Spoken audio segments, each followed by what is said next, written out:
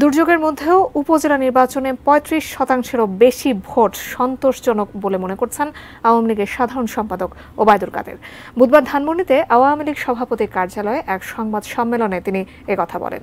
এ সময় অবাধ ও শান্তিপূর্ণ নির্বাচন অনুষ্ঠানে সহযোগিতার জন্য সংশ্লিষ্ট সকলকে আওয়ামী লীগের পক্ষে অভিনন্দন জানান তিনি। দু একটি বিচ্ছিন্ন ঘটনা ছাড়া সারা দেশে শান্তিপূর্ণ নির্বাচন হয়েছে বলেও জানান ওবায়দুল কাদের। এছাড়া নির্বাচনে অংশ না নেয়ায় বিএনপি নির্বাচন ও মাঠের আন্দোলনে ব্যর্থ হয়েছে দাবি করে তিনি বলেন, দলের অস্তিত্ব টিকিয়ে রাখতে তারা এখন লিফলেট বিতরণ শুরু করেছে। অপরাধের সঙ্গে জড়িত কাউকে আওয়ামী লীগ ছাড় দেবে না বলে জানান দলটির সাধারণ সম্পাদক।